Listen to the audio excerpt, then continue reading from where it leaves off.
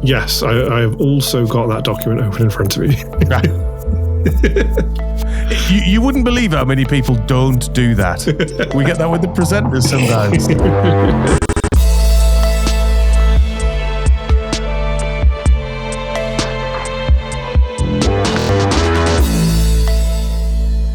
Welcome to Cloud Realities, an original podcast from Capgemini. And this week, a conversation show exploring a different aspect of AI and AI development, the notion of sovereign AI, and how that might develop as part of the AI world going forward. We might also look at how some of the narratives are being formed around AI at the moment. I'm Dave Chapman. I'm Ms. May van der Giezen. And I'm Rob Kernahan. And I am delighted to say that joining us for that conversation today, we have got Chris Stokel-Walker, journalist and author of books like How AI Ate the World and TikTok Boom, amongst others. And Chris, I think you also present and lecture. Good to see you today. How are you? You just want to say hello? Yeah, not too bad. Thanks, Dave. Yes, I am a jack of all trades and absolutely a master of none. At least you're honest about it. Well, exactly. Self-aware. Self-aware, that's it, isn't it? That's the corporate version of honesty. Pretty good, isn't it? Yeah, exactly. The diagnosed version. And whereabouts are you today? Where do we find you? I am in not so sunny Newcastle, but it is a place close to us. We were talking earlier about how we get on, despite sharing some commonalities in geography, but also a few rivers and big city that divides us. We all are united in hating Sunderland. Sorry to anybody who is a fan there. We're all Sunderland. There we go. But you're right. I'm from Middlesbrough. For those who don't know, that area of the world is particularly noted for some of its rivalries. Yeah. Rivalries. Right. Let's just call it rivalries and leave it there. Robert's here. How you doing, Roberto? I'm okay, David. It's been a quieter week, and that's put me more in zen. So we're all good. I'm feeling positive before I enter into travel chaos over the weekend. Yeah. I heard you heading off. So you've had a nice relaxing week this week. Next week, a bit of travel. Yeah. So it sounds like the job's really quite straightforward, doesn't it? I think it's ticking in nicely, isn't it? Ez, what you been doing? I've actually the complete opposite. Me too, by the way. I've been to Parma in Italy for a client. So workshops all day, which is intense. And then you have a lot of carbs, pizza. I mean, that doesn't sound awful either, does Italian wine. All right, get the violins out. Here we go. And we actually had really good workshops. I'm sorry. I know that others have experienced different types of interactions with clients. But for me, it was really good. But I'm still digesting all the food and it's so good. So I want to tap into the pizza. It must be Italian. I know you've been talking about other pizzas, but well, we did the Great Chicago Pizza Test. Important journalism, Chris. Working our way around deep pan pizza shops. What I loved was the head of AI at Microsoft was a pizza aficionado. It was absolutely amazing. The depth of this man's knowledge about American pizza and its cultural past was outstanding. It was one of those little moments where we had this little, like a little bit on the show where we'd go out the night before. We were traveling, covering the Microsoft conference. So we'd go out the night before. We'd specifically go to deep pan pizza places, and then we'd come on and rate the pizzas and have a bit of a chat about them. And literally the last guest that week, as if you planned it like that, knew everything you could possibly know about deep pan pizza. So the bit he comes on is like head of AI or something. We did about 15 minutes on his role as head of AI, and then we did 25 minutes on Chicago pizza.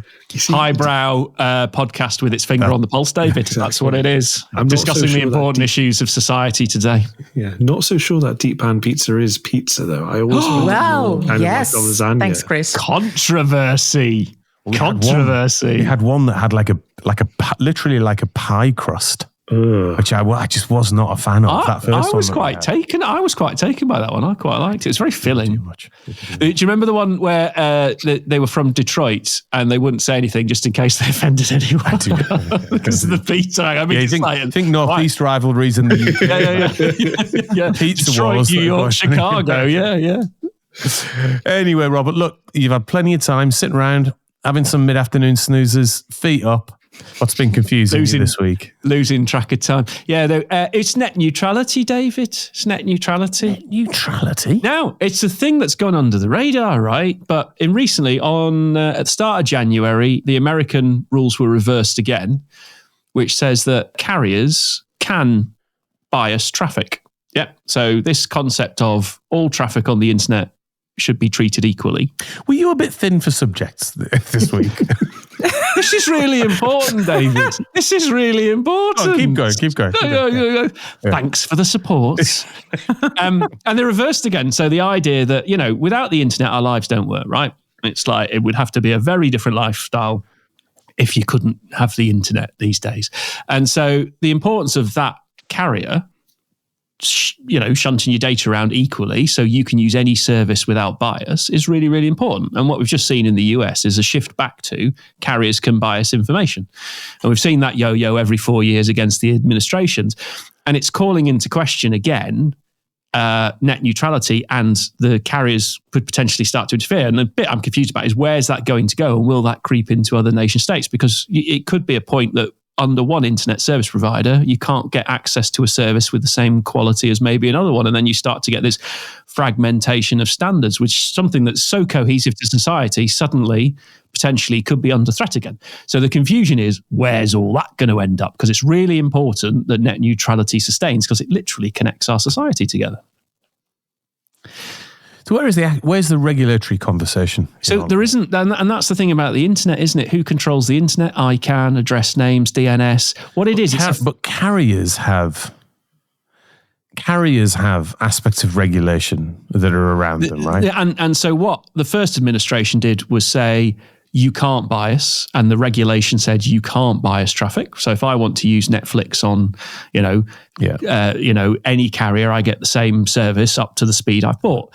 Then the administration flipped to say carriers can interfere and they don't have to, and they can bias traffic. And then it flipped back again. So there's this thing about the regulators keep changing, saying what the carriers can do, and then the carriers could potentially interfere, and then you get this concept of what is a by agreement nice system that's grown up and is decentralized and works very well, is now potentially could start to be interfered with. Capitalism ruins everything, eh? It does. Oh my God! Oh my! The version that was for society kind of worked, and then Friedman made it all horribly go wrong, didn't he? For the greater good. Don't. I'll get started. I'll start ranting in the corner for a while on that one. Where am I going to go? I did have until you said, I literally had a response until you said that. And it was like, no, that's literally the perfect answer. I think we just leave it. There's no confusion as long as we all agree that capitalism wrecks everything. Yeah, I think we should just leave it at that, shouldn't we? Yeah, that's it. Bang, answer solved. We're done. Chris, glad you came. Good. I'll give you an ending for that. Good contribution. Good. I feel like, Dave, on that confusion, that's not really in your sphere of interest. I can't even remember what it was. It's really important. When you've gone back over it, I was like, yeah, I can see where he's going. Why do I bother? Why? Hey. We love you, Rob. Who'd work with Dave Chapman? Yeah. All right, then. On to today's subject.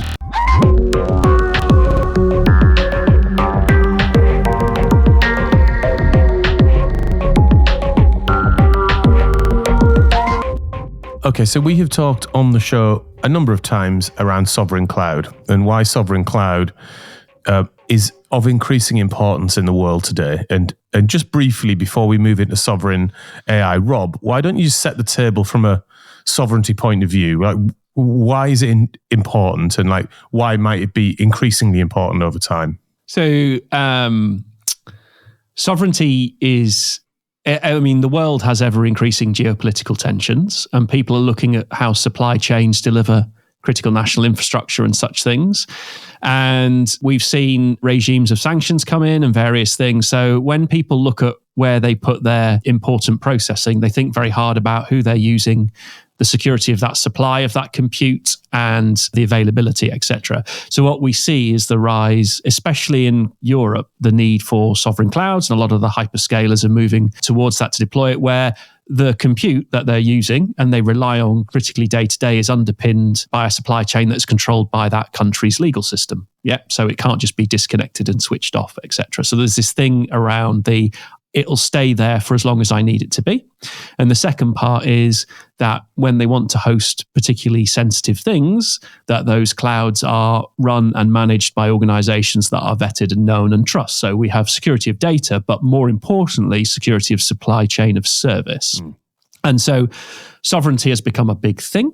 Maturity is rising in organizations understanding it, but also we see the CSPs, hyperscalers, starting to produce ever more sophisticated solutions for this. Disconnected clouds that are, you've got the sovereign from AWS launching in Germany in 2025, etc. You've got partnerships all over. And we see that maturity rising as the understanding of why sovereignty is important begins to kick in more and more and more. Thanks, man. So, Chris, when you were thinking then around sovereign as it applies to AI, do the same thing. Is it a similar set of concerns that are going on in your mind, or does the need for sovereign AI come from a different place? I think that, Rob's point about the requirement to kind of have control if something goes wrong is still vitally important. I think that is particularly important given what we know about big tech in the past and their kind of control of this stuff, their willingness to dictate the rules. Often people overlook, and frankly, our listeners won't be one of those people because they will think about this day in, day out and probably have them keeping awake all night because of it. But ordinary people, if you think about on the street, they will often build their livelihoods on social media that has the rules of the game that can be dictated to by individuals. So you can have a change in policy that can alter things significantly. So I think for sovereign AI, there is this risk of putting all of your balls in one basket and eventually having, I suppose, a private company saying, actually, you know what, we are changing how we operate our system, and there is a race going on, so they changed quite a lot. That materially affects the performance of those models. So the idea of having a sovereign AI, I think, is a good kind of mitigation against that risk. But then at the same time, I think that there is a more fundamental thing, which is it's all well and good us talking in English on a podcast in the UK about this sort of stuff and recognizing that AI systems are unlocking real opportunities for us. But what happens if you are speaking in Swahili, or if you are trying to develop a business somewhere else in the world where the training data that these systems are based on is not so cognizant of? And then suddenly I think sovereign AI becomes a real game changer, because actually it allows you to tap into your own training data to capitalize on it, and to not only have that moat so that you are kind of protected from any business disruption, but also to kind of fine tune it to your own language, to your own specialisms, and then ultimately to make it work better.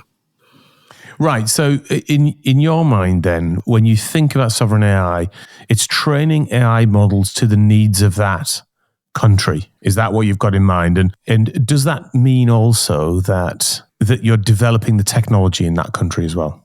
Yeah, I think so. And I think that's becoming, it's interesting, because actually we've seen this go in and out of vogue over the last 2 and a bit years since the advent of ChatGPT kind of, I guess, pushing this to the forefront of lots of people's minds. So we had, for instance, I wrote a story in, I think, March 2023 about the sort of potential for sovereign AI, the opportunity that unlocked, and individual attempts at this. We'd seen other countries, mostly in the Nordics and elsewhere, trying to pursue this pre-ChatGPT, but the opportunity I think they saw from OpenAI's software was that actually they can start to do this more readily. What's interesting is that then went away for a long time, I guess, because of just frankly commercial incentives and the race continually going on.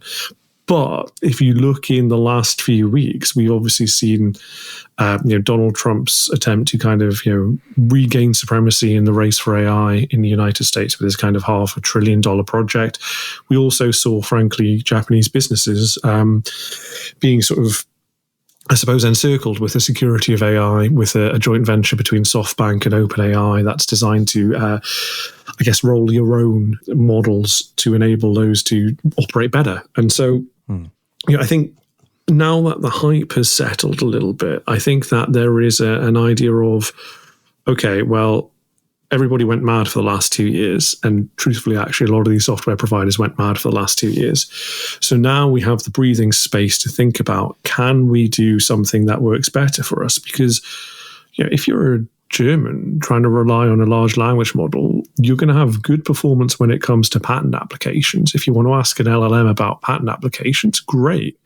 But if you want it to do conversational stuff, because of the way that these models are trained, a huge hoovering up of all the data on the web, majority of that is in English language. And that, I think, has implications for bias, for representation. And a lot of companies and countries within those are trying to think a little bit more about it. I think the complexity is even more increasing if you have an international company, right? So where does that leave? Does it cross borders, or how does that work? Yeah, and this is one of the problems, right, is trying to figure that out, particularly not just cross borders, but also, I guess, cross jurisdictions. The EU and the US are increasingly going in divergent directions around this. And I guess we can look to the history of big tech more generally, and particularly regulation around tech, and see that actually what tends to happen is you go for the kind of lowest common denominator. You go over the kind of the easiest, in often circumstances, the easiest kind of barrier to get over. Or if you are one of those organizations that does cross those borders, then you build your wall really high and you say, actually, we have to meet these demands. Usually, generally, that is the European Union. But also when you look at kind of what parallel jurisdictions are doing, I mean, Australia with its kind of very strong anti-tech approach, increasingly so, UK developing lots of regulation around this, it does become very difficult for businesses to try and figure out a way through. So I'm trying to sort of get a mental model of how the thing would work in the way you say. I fully get it from like what AI enables within that country, and ensuring that that's trained for the culture and language and needs of that particular country and the industries of that country, etc. What I haven't got yet clear in my head is with sovereign cloud, for example, you still have, say, the big cloud providers involved in sovereign cloud, though there are a few that are popping up that are specific to nation states at the moment. But in the main, it's the public cloud that are sort of setting up sovereign instances of at least the technology, if not the organization, in different territories that then allow that to be, decentralized a little bit. In the world of sovereign AI, is it leverage of the same sort of back-end technology, or would it be a country like fully building that technology as much as training the LLM, for example? It's kind of different approaches. So, and this is part of the challenge, is that we're in essence trying to kind of pin the tail on a really fast-moving donkey. You've got the Nordic approach, which is we are going to build our own. Right, and that is something that predated ChatGPT. And truthfully, I think ChatGPT kind of just made that end up in the bin, frankly, because suddenly when you have an off-the-shelf package that can do it way better, and you're never going to be able to match that, although we do have DeepSeek looming in the horizon that I think could change the equation again on this, it becomes very, very difficult to think about. But I think for a lot of people, it will be the equivalent of, there'll be many of our listeners who work with governments, and they will know that there are proprietary versions of ChatGPT that are specifically designed to both limit the outputs of and the control of, and also to feed in the inputs of those systems to kind of more specially target stuff. It's kind of like going to get very boring and into the roots of things. It's kind of like, RAG plus, retrieval augmented generation, the idea that you can kind of, tweak the training data a little bit in order to ensure that you're getting more rigorous answers. If you can fortify your LLM with a kind of few supplements of, language data or specialisms that are of interest to you, then suddenly you move from a kind of off-the-shelf package to something that I think is much more sovereign, much more focused on what you're doing. And also you can, of course, then put your foot on the pedal a little bit of what it sees as important and not important, and reflects more the morals and the culture of your society. I think we had this. We discussed this the other week, which was the provenance of the models and where they're trained, how they operate, etc. That's starting to rise to the fore as a conversation, and DeepSeek has supercharged that. See it, Italy and Australia just saying banned, and then you get to this point about actually the sovereign approach gives you an option to adopt a model that comes from a trusted source or a source you might prefer to ally with, and then that's starting to deal with that sourcing and supply chain conversation about, if I need to be sovereign, I need to consider where this has come from, how it's been trained, what it's been trained against, etc. So it's almost like we'll get a fracturing of the way this happens inside. I'd be interested in your view on that, and is that sort of 2 years will be there, 5 years, or will continue to try and come back to the core? I think at the minute it is incredibly difficult to understand because we're in the middle of another one of those fragmentation phases. And it feels like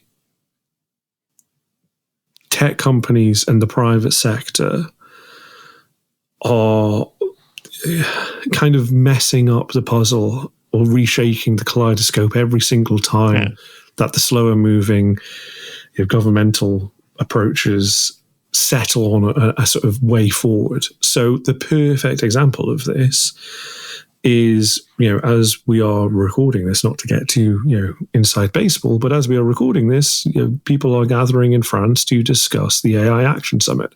The great and the good from politics, from, society, and from private industry are coming together to essentially have a chat about where they think the direction of travel should go. This comes the month after Donald Trump said, we are going to essentially develop our own sovereign AI approach. We are going to kind of, build that wall very, very big. We are going to tamp down on compute. It comes 2 months after Joe Biden leaves the White House saying, actually, nobody else can get access to these computer chips that are going to power this. And it comes just a couple of weeks after DeepSeek shows the opportunity to do this. And if you'd asked me this question, Rob, about a month ago, prior to particularly the Trump Project Stargate stuff, I would have said, well, the idea of a sovereign AI is dead in the water. But then Trump kind of signals a direction change. Right. Then we have DeepSeek kind of changing everything and saying, actually, you don't need, $500 billion and a load of GPUs in order to do this. You can actually do this comparatively on the cheap, which is ultimately what governments are after, right? Value for money while improving productivity. And so I think the conversation might have changed a little bit now in the last few weeks, where they might have gone, well, this wasn't economical when ChatGPT came out and ruined our business model then. We've kind of taken the approach that we would have to throw our lot in with big tech companies, and we're not really comfortable with that, so we're not going to pursue sovereign AI. But no, hang on, actually, we've realized that bigger isn't always better. And so maybe we can rekindle those conversations. So Stargate then, which you touched on, which was an announcement as we're recording, let's just say there was an announcement in January this year, and the announcement, which was, I think, shared with OpenAI and a number of others, it was an announcement to spend $500 billion on developing AI in the US. Now, what actually, in your mind, Chris, were they going to do there? Do you see that was the beginning of building a large, entirely US-centric sovereign AI, or was there something broader in its intent? Well, I think fundamentally, Dave, if I'm being honest, I think it was an attempt to let Donald Trump feel like he's announcing something in the early days of his presidency. A lot of this stuff did exist already, and it is, as with all things government, a re-announcement of a re-announcement of a re-announcement, a kind of rebadging of this stuff. But I think behind it, there is this idea that the US and China in particular are kind of caught in this tussle, a geopolitical race to have tech supremacy. They are number one and number two in pretty much all AI rankings. The UK is a very, very distant third. And I think that it was an attempt to try and head off that risk. And I think to say, well, we've had 20 years of tech, more generally speaking, with an American accent. We recognize AI is the technology of the future that is going to be laid into pretty much everything, even if it's only in 10% of all that it could be layered into and all that's been discussed that it will be layered into, that will still be pretty significant. So we need to ensure that for the next 20 years at least, that it still continues to have a US accent. Gotcha. And DeepSeek then comes along. DeepSeek then suggests to other countries that they can build their AI much more cost effectively, potentially. That's still to be played out. In my mind, I'm trying to work out then, as a consuming organization, how does all of this impact me? So you have tools now like Foundry by Microsoft, for example, that allow you to pull varying different data sources and language models together to sort of aggregate a series of AI tools. Would you see that sovereign AI exists in an organization's portfolio of things that they could pull in? So if I'm in the UK, I can pull in the UK AI alongside potentially, multiple other data sources that might come from private and public organizations. Is that how you see it playing out? Yeah, I think so. I think that there's kind of two elements. There is obviously this is going to be used to try and underpin and develop and deliver government services, but I think you can imagine that private organizations will be tapping into that. I mean, we are seeing the direction of travel again in the United States, where private sector and public sector are increasingly kind of blending together.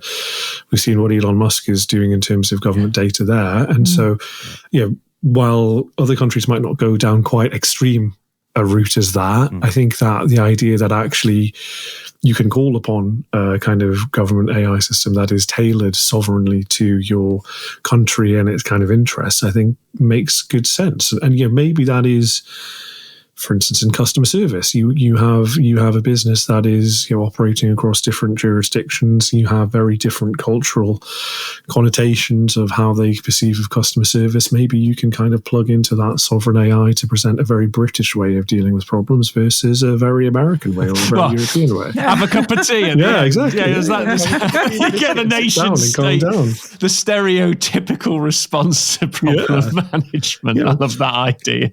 But it's something that could be relatively easily done, and I think it is one of those things where we've all read those headlines, right, of the productivity gains that AI can give us, and frankly, you can take them sometimes with a pinch of salt, those big, massive numbers. But if that is to be the case, and it is what's going to happen, you can imagine that a lot of this stuff gets more centralized, and actually, it does benefit from that kind of localization. I suppose it's the equivalent of your A16. A26Z teams, right? Of kind of like how do you switch from one to the other? Although there is a bit to what technology has done in the past. I absolutely accept your point, but what technology's done in the past, you take one of Dave's favourite subjects, ERP platforms. It was easier for the organisation to just take the platform and change their operations to use the platform, as opposed to sort of configure the platform to work for them in their specific way. Is there a scenario here that somebody creates a version of AI, it's a huge improvement to a way of operating or something, and companies have to change to adopt that technology because they don't have the opportunity to reverse? Is this back to you still confusing AI with RPA, Rob? No. Well, always bring that. I mean, no, but the point is, it's quicker to just take the technology and get the advantage and change yourself, as opposed to try and build your own to work in the way you need it to. Because we've seen technology do that, where organizations change to around the technology as opposed to configure the technology to work for them. Is that But I think, again, a pre-DeepSeek conversation, I would have said yes. Because ultimately, to a certain extent, and I know that there are kind of like nuanced interests in this and kind of different ways that you can utilize these off-the-shelf tools, and they can, if you pay a certain price, you can get a kind of very specialized version of this stuff. But generally, you have kind of very basic off-the-shelf tools that you are sharing with everybody else, and it is too much hassle for you to kind of develop your own AI system. With DeepSeek, or too expensive as well, just in terms of the basics of it. With DeepSeek, you, I think, can make that leap more easily. And so I would suggest that because of the open source, open model aspect of it, and the way that, frankly, I have friends who run very, very small businesses who are running localized LLMs, not DeepSeek, they're running Llama, the Meta open source large language model. But they are using that and kind of, quizzing that for their own business purposes, and it's completely outside of it. And they're not really that techie. I mean, they have a mechanical keyboard, so they are that level of techie. They're a little bit nerdy, but they are not like full-on coders. And one of the things I suppose that you can do is, I'm not brilliant at coding, but I have used, ChatGPT to kind of help me sort out coding problems that I have. So it's kind of that self-fulfilling prophecy, right? Where you come up against issues, provided they are not, proprietary bits of data that you're worried about handing over to a private company, you can maybe get over those problems, those hurdles a little bit easier than you could in the past.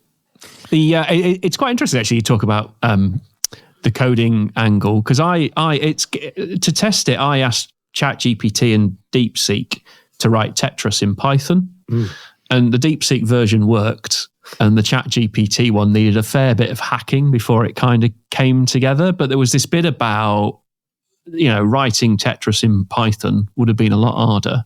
You do realize you can get Block Blast off the App Store, right? I've got a bone to pick with you, David. I downloaded that and I'm hooked, and it's ripping our family apart. I forgot to mention that. Dave recommended a game on Android that did, and it was like, oh my words. It is ludicrously addictive. It is addictive. What's your high score? Oh, I don't know. I'd need to check. But it's stealing my life. It's your fault. But the thing is, a game like Block Blast, to use that example, easier for me to say, you could ask AI to write that now, and it would be able to take a really good stab at it. I saw a guy, more than that, I saw somebody referred to it as something like large prompt windows or something. And he goes, so TikTok got banned in the US for 8 hours. For 10 minutes. but he goes, if that hadn't been 8 hours, why don't you just ask AI to build you another TikTok? Yeah, no, that's the point, isn't it? It's about the it's about the ability to create things at such a higher order. You go, that's the bit about, do we seek back to just, we want the one with the most capability, and therefore we will always gravitate to the capability, as opposed to, I suppose, the sovereign angle, which is you look at your sovereign model and you go, yeah, but it can't do what that one does. And then you end up bouncing the boundary. Yeah, but they're no longer different right now, at least right now. And that will change, Rob. But like currently, the state of the art best is the free one that you can download and tweak yourself. Yeah. And I think that's what's really interesting. Now, that, again, tech moves incredibly fast. I have a stupid living of not only doing journalism that is fast and reactive, but I also write books on tech, and all of the reviews always say, oh, this is a bit out of date, isn't it? And I go, yes, that is the point of publishing. Nature of it. Take time. But right now, until OpenAI, piggybacks or Anthropic or whoever piggybacks on what DeepSeek did in terms of eking out that extra performance and then adds on their GPUs like it's a supercar and kind of speeds away, you don't need to change that sort of decision. You can just pick the best and the one that you can tweak the most. Yeah. It's that thing, will somebody create one that's so good and so advanced that everybody just runs to it? But actually, I mean, if you look at what's actually happening, is it's becoming more, it started highly proprietary and it's opening and it's opening, it's opening, it's opening. Where does it end? And there was ChatGPT have accused the DeepSeek team of nicking a load of their research and all this sort of stuff. So they can't do anything about it as well because of the way nation states are structured. So it's a very interesting pattern at the moment. And will it ping back because of what DeepSeek's done? Will you now get a very protectionist view on the technology, I suppose? And I suppose that's a mini confused in the middle of the episode, David. I think you sprung that on us, Rob. Surprise! I wish I was listening. As were you listening? You glazed over. Marcel's fallen asleep. He did it 10 minutes ago. Moving on. What I wanted to do is maybe for the last section of the conversation today, I want to talk about governmental or state development of AI versus commercial and the sort of race aspect of it. So one of the things we've talked about, and it's talked about everywhere, we are not unique in this, is that AI being a purely commercially driven race at the moment has a series of attendant dangers. They're sort of numerous, and it depends on how, what feels like current sci-fi you get with your definition of AI, but actually those consequences might be within the next single-digit years away from where we are now. And I thought there was a James Cameron, the Terminator, everybody talks about as being a good example of AI gone bad, I guess. And I saw a recent interview with Cameron, who was, it was like the 30th anniversary of Terminator or 40th or something like that. And he was reflecting on the sort of model that he'd taken when they were thinking about Terminator, was that it had been governmentally developed AI that was then militaristically used. And he said, the world we're in at the moment with commercially driven AI and where we're going with like data and data access and data privacy and the things that could do is potentially, scarier than the scenario that he had sort of dreamt up in Terminator. And I wonder where, having been thinking about these themes, Chris, I wonder where you're landing on sort of state versus commercial race in AI. Yeah, I mean, I think the first thing to say is I understand the people who are concerned around the Terminator and things like that, but it is generally only two groups of people that are really shouting about that very loudly. And it is the AI companies developing that stuff. And I appeared at an event that you did and described myself as a tech skeptic, tech reporter. And I will say always try and maybe follow the money and think about, does it service them well to say that they are developing world-changing technologies that are going to get artificial general intelligence? And the other group of people that say this stuff have been saying this for 30 years. And they are a little bit like Boy Cried Wolf. And maybe they will be right. But maybe they're also just Cassandra constantly shouting about this stuff. So the idea that, the government paradigm kind of changes the thinking on AI, I do think is still a concern, however, not in terms of kind of sentient killer robots, but in terms of killer AI being used more generally. We've seen Google very, very recently taking out a kind of long-standing commitment to never use AI in a military context. And that was, not to get too deep into the weeds of the history of it, but that was a prerequisite that was required for them to be able to buy DeepMind way back when. Right. Mm-hmm. And they've just chucked that out the window in 2025, saying that actually this technology is so ubiquitous, so important that, it might become a case that we do need to use this in a military context. But the kill chain conversation is a really interesting one because obviously a huge moral dilemma associated with it. But as soon as one nefarious nation state puts AI into that chain and completely automates it, all the others will have to follow suit to be able to defend against it because it may be too fast and too sharp. And so we see it now with the US Air Force have created an autonomous fighter jet and it wins. Yeah, it can win, and it started to win quite quickly. So I think it's a classic example of, Pandora's box has been open. It's just a matter of time before it gets done. And then it is a literal arms race in the sense that once somebody does it, everyone will have to follow suit, or you might find yourself on the wrong side of history.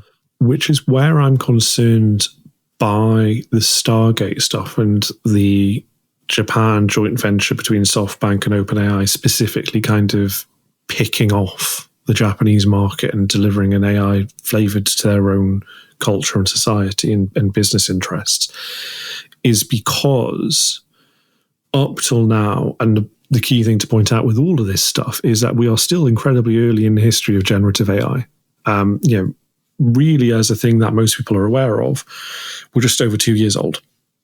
Obviously, you get kind of like hipsters who say, "Well, I knew about generative AI back in 2017 when this was." That's what Rob was saying. Yeah, exactly. Yeah. He thinks he's got AI swagger, Chris. Yeah, exactly. And then we have to spend idea. episodes and episodes of the show educating on agentic versus RPA. Let's be honest, Dave. The only reason I'm on this show is a reverse way to educate me. So I actually am competent at my day job. It's just a massive corporate ruse. Yeah, we don't actually have any listeners. The whole framework. It's all elaborate actors. We're in a Truman Show. It's the Rob Show. And you know what? There's a little bit that might be a slightly because it's also quite a scary thing to consider that this is all just a simulation. Yeah. There you go. There you go. We go to the natural reaction of what we're discussing around AI. But so for the last 2 years, we've taken the approach that actually private companies can run their race, and they have done, and they've kind of broken a lot of stuff, but that's fine because they have the hacker way, and that literally says move fast and break things. So it's unsurprising that they would do so. However, we have kind of relied, I suppose, on governments acting as a check and a balance towards that, and have said, actually, we are going to work slowly, we're going to work in unison, we're going to try and draw a lasso around this stuff, but we're going to do so together, even though there is this competition between the US and China and elsewhere. What I am concerned about, Rob, a little bit, is that actually we are seeing those individual countries being picked off one by one. They're kind of going, actually, we've tried that for 2 years. It hasn't really worked. And so we're going to kind of just slightly kind of sidle out of the party and just start our own stuff. And then I think that's concerning, because then who is going to be there to say, actually, you know what, we are all now in a race and we all need to slow down. Yeah, but it's the way the world's structured. That's almost an impossibility, isn't it? Because there's always somebody trying to race ahead with a different moral position on the subject. God, and then you're faced with fatalistic. Turns out you're even more don't get him started on capitalism. Oh no, yeah, no, we'll go there. But that's the folly of it. We know we should slow down to consider what we're doing, as it is going to deeply affect society with some potentially bad things that we discussed. But there are many who won't, and that's the then we face with. It's like it's the point about the Pandora's box before. It's like you could try, but I don't think you can hold back the tide of what people are going to use this for. Yeah. I don't know. Sorry, that is quite a depressing way to go. How do I bring this back from the brink? God. How do we end on a high five? How do we end on a high five? You can make nice pictures out of it. You can make your own Tetris alike using it still. It's good. So, isn't it? I ask it to write haikus and cheese jokes, so that's my. So actually, maybe to bring us to a bit of a close before Rob drags us down even further, it's always dangerous to cast out. You mentioned you books out and then everyone goes, well, that's a bit out of date. And sometimes even within the weeks or months of recording these shows, which has got a faster iteration than the effort that goes into writing a book, we can look back on some of these shows, even the ones we haven't released yet, and gone, that's no good anymore. Like the DeepSeek thing, we had 5 shows in the pipe when DeepSeek came out, and there's like 5 shows going out, often talking about AI. That's not reflecting yet another massive shift. So I say all that as preamble to asking for a dangerous prediction. Everyone loves a tech prediction. So pick your time frame. Like this time next year, in 5 years, when do you see an emergent sort of settling of the picture? So if you think about cloud, for example, the early days, there was no patterns of how you adopt them. There was competing clouds. There was a race to get PaaS out.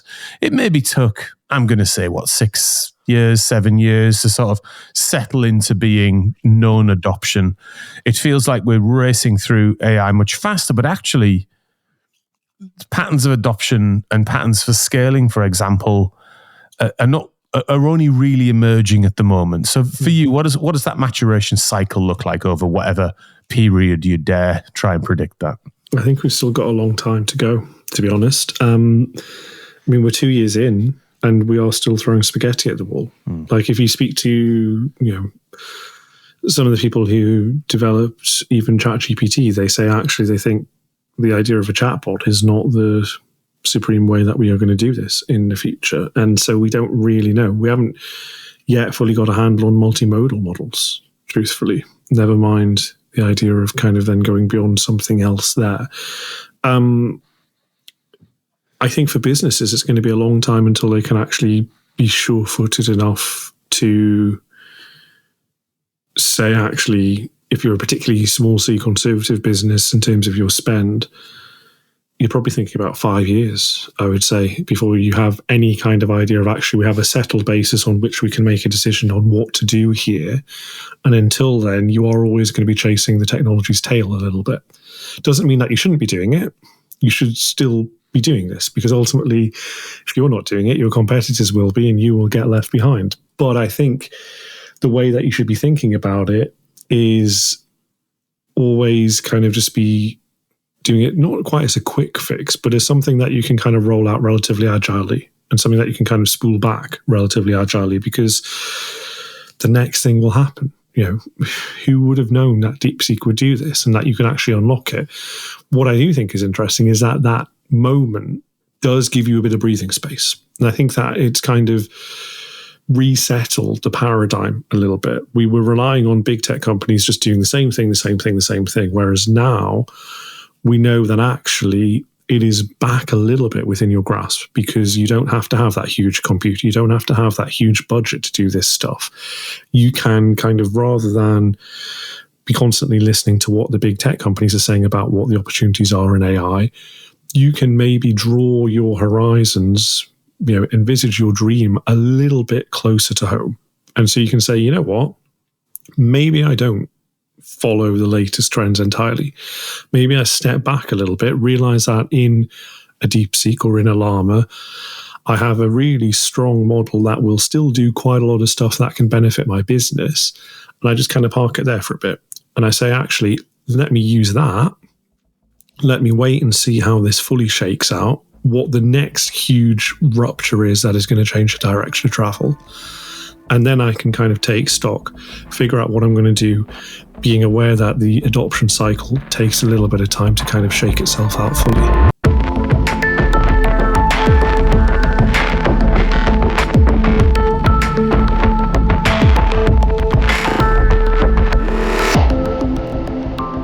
Ez, what have you been looking at? So throughout this season, we've been talking about the importance of narratives. Dave Snowden, Jitske Kramer, they're both mentioning the importance of stories in cultural change and transformation. But now we're talking to a journalist here today. So I think we should also take on that angle. So there's an influential voice on journalism and its impact on AI. And I don't know, you probably already heard the book, or people that are talking about AI a lot, is Superintelligence from Nick Bostrom. And he actually warns that the media reports on AI directly shapes on how the public and policymakers understand and react to technology, right? So those are narrators, actually. So they don't just report on it, but they shape it and also determine whether we fear it or whether we're really eager to get our hands on AI. And I was actually wondering, Chris, what's your take on that? Because you're one of those narrators, right? Yeah, I'm to blame, Esme. So thank you so much. Nicely said. It was nicely said, though, wasn't it? It was. It was one of the better bollockings you've ever had in your life. It was an iron fist couched in a velvet glove. So thank you very much. I'm known for that. Yeah. It's interesting that you say that, because actually I've just done a story that will, by the time this goes out, will be up on New Scientist's website and will be in the magazine.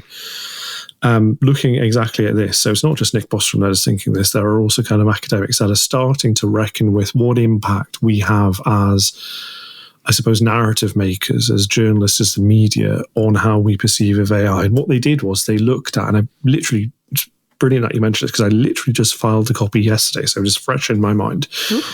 They looked at around about 1,200 American citizens over the course of 16 months. It was actually 12 months that they surveyed them for. 4 months they had a glitch in the data, but it was still publishable and still really interesting.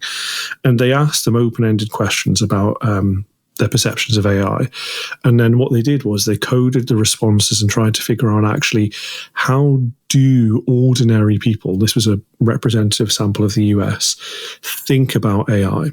And the ways that they thought about it, they often came to things like, this is a machine, this is a kind of calculator, this is often, sometimes they said this is a genie, because they had this kind of idea. This is the process that Rob's working through, Chris. Yeah, there you go. You see, exactly. It's exactly the model. This is helping. This is like it's catharsis occurring on the podcast. It's great. But one of the things that was really interesting about it was that over that year that they did collect the data, they realized that two kind of key things came out. There were lots of really interesting wrinkles, not least that people of color, women, and generally older people tended to anthropomorphize AI more than others, which I thought was interesting and actually speaks to a whole bunch of different things that we need to discuss probably at some point in the near future.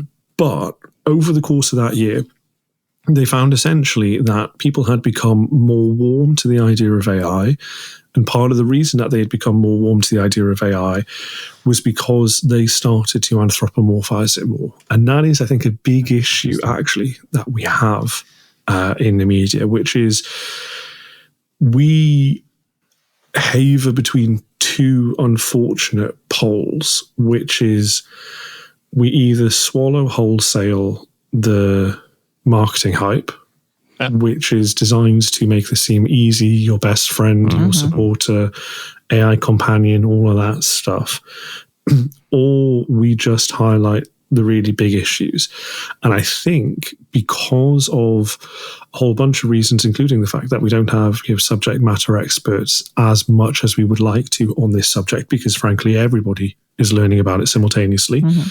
And also just because of a whole other issue like the inherent economics of the media and the fact that we are being asked to do more with less, we tend to prioritize the former than the latter. So we are taking a really kind of techno-utopian view of stuff that is often not hugely inquisitive, and I think that is perhaps a little bit of a concern. So it doesn't surprise me enormously that we are seeing that sort of stuff, because the media are ultimately huge tastemakers, and I think that we need to get better at discussing the issues as well as the challenges.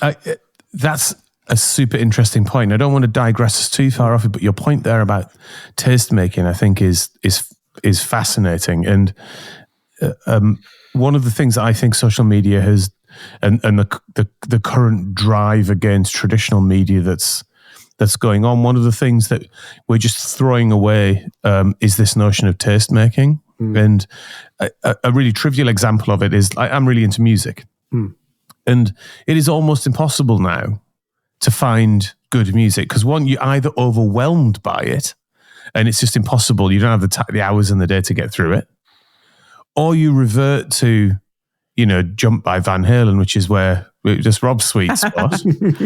And there's no scenes anymore as a result of the fact that there's no taste making going on. What's your take on, from that perspective, the erosion of media being able to taste make based on what's going on with social media? Have you thought about that, Chris? I'm sure you have. Loads. As someone who wrote the book about TikTok and how the kind of personalized algorithm has run a coach and horses through this enormously. Right. I mean, we've seen a huge collapse in popular culture, right? For sure. We used to have water cooler talk. We no longer do, because your media taste and consumption will be entirely different to mine. So, I can't say, oh, did you see this random YouTube video about theme parks that I watched last night, in the same way that, you can't say, did you go to this gig last night? We have very different tastes. And I think that we do lose something in terms of our collective understanding there. It's, part and parcel of that is, I suppose, just the way that the algorithms on social media are changing us a little bit. It's also that we are leaning into this, and maybe we're kind of being directed in this way by some people that it benefits not to have a kind of cohesive thinking. If we are all kind of divided and just cooped up alone a little bit and don't have that kind of rallying point to get around, then that can sometimes be useful. But I do think that we lose a lot from that. And I think that it, ironically, makes AI more useful, because we've seen the rise of AI companions. And, in a world where things are really complicated, increasingly so, and where we might not have those touch points to connect with one another as humans, who do we turn to try and understand that? Well, probably the super intelligent computer that's been presented as all-knowing and all-seeing on our phones under the little apps tab next to the knockoff Tetris. So you can imagine a situation where we all, what's that? The Philip Pullman book, his Dark Materials, where everyone's got a demon creature, but the demon creature is like an AI. I don't want to use the term AI assistant; it's not sexy enough.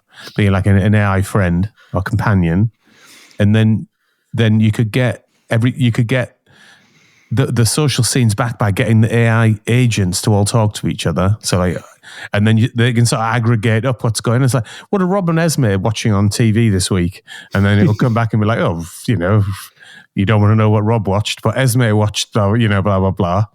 And I sort of get that. I get that. I don't know whether I like it, though. I get it, but I don't know whether I like it. To end on a positive note, I don't know, Dutch woman who's actually highly secured. How do you say that? She has a lot of security around her because she actually testified against her brother. It's a huge story in the Netherlands. Right. Astrid Holleder.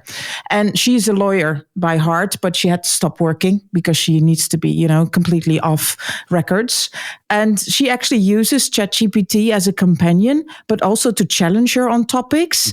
And the entire day she talks to it. And then after a couple of days or weeks, she actually wrote a book. That's why we know this. And she asked, "Do you know who I am?" And then ChatGPT actually said back, "Based on all your input, I think you're Astrid Holleder." Wow.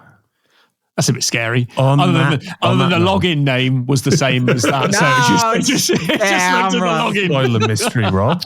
Damn. Well, look, what a fascinating discussion today. Chris, thank you so much for taking some time out on a Friday afternoon to come along and talk to us. Thank you. Now, we end every episode of this podcast by asking our guests what they're excited about doing next. And that could be, I've got a great restaurant booked at the weekend, or it could be something in your professional life, or maybe a bit of both.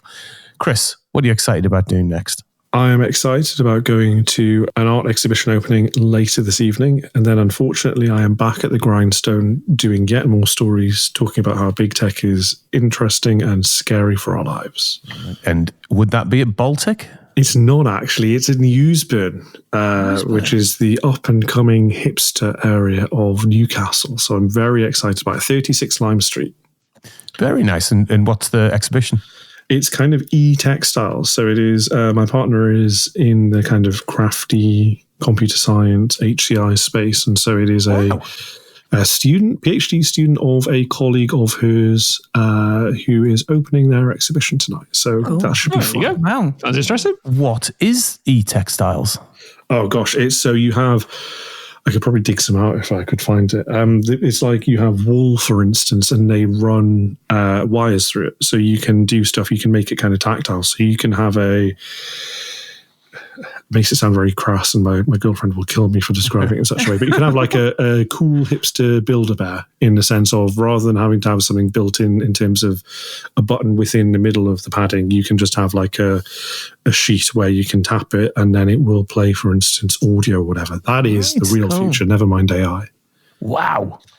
Wow. It's a long way from those t-shirts that would change colour based on your body temperature. Do you remember them? By the way, you might not. It's like back when you could get Enemy, you knew where you were with life. Yeah. You could put one of those t-shirts on and go out for a good dance. I mean, just the concept. Did anybody actually wear one before they marketed it? Because it just looked awful. No, it's an unusual concept, isn't it? If you would like to discuss any of the issues on this week's show and how they might impact you and your business, please get in touch with us at cloudrealities@capgemini.com. We're all on Blue Sky and LinkedIn. We'd love to hear from you, so feel free to connect and DM if you have questions for the show to tackle. And, of course, please rate and subscribe to our podcast. It really helps us improve the show. A huge thanks to Chris, our sound and editing wizards Ben and Louis, our producer Marcel, and, of course, to all our listeners. See you in another reality next week.